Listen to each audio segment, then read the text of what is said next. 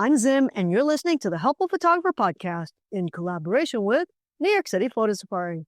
To register for a safari, please visit NewYorkCityPhotosafari.com. Today, I'm bringing back Dr. Ellen Keister. She's a physicist, and she's at Colorado University. She's here to answer some questions about polarization and light again. Welcome back, Dr. Keister. Thanks for having me. Today's question comes from Lori of Ottawa, Canada. Lori wants to know, because she's heading to Antarctica, at the South Pole, the sun circles the horizon for months.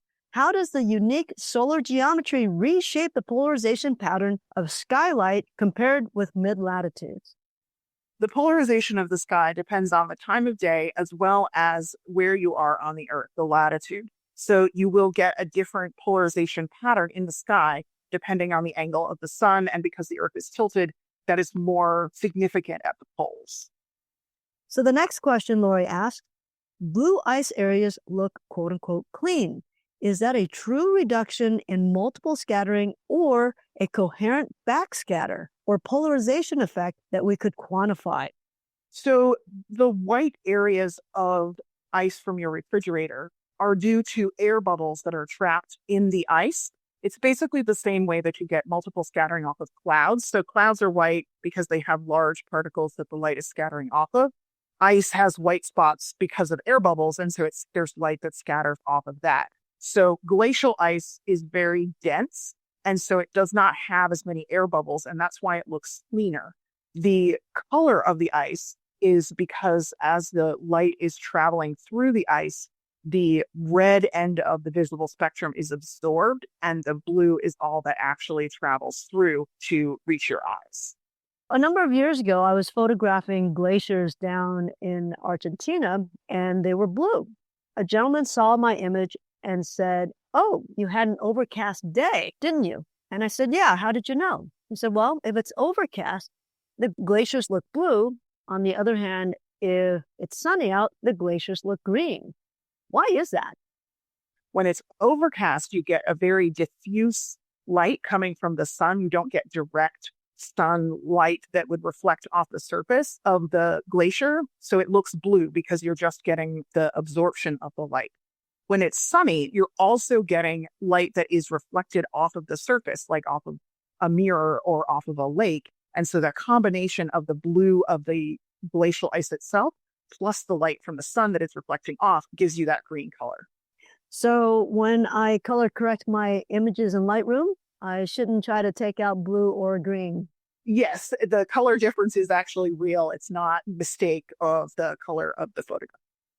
The next question she has is, brine channels in sea ice create strong optical contrast.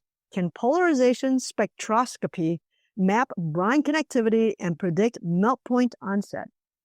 So this is not my area of expertise, but I can speculate on some reasons why this might occur and what you might be able to do with it. So the brine channels have a much higher salt content, so they're going to have a different structure than the less salty ice or water around them. You could use some kind of spectroscopy, if you calibrated it correctly, to determine the salt content of a particular area of ice.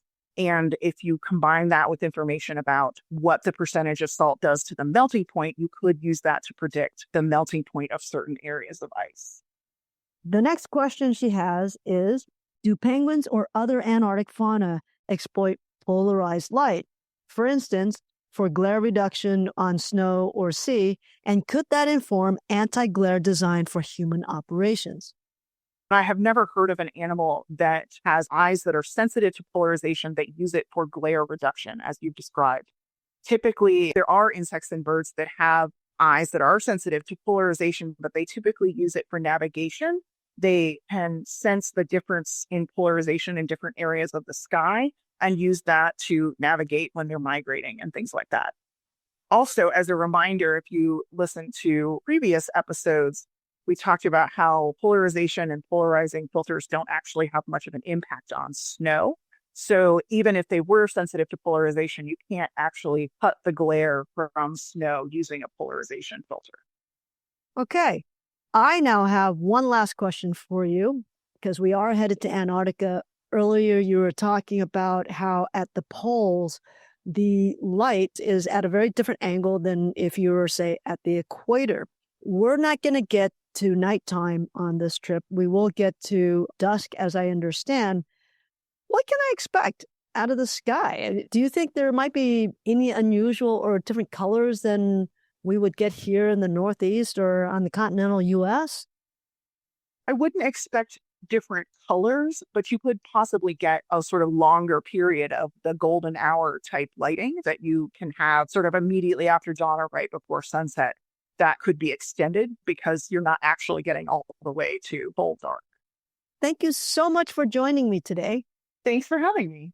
And for everyone else, I hope that was helpful. Until next time, keep on shooting. And if you want to join me on an adventure to Antarctica, go to boundlessphotosafari.com.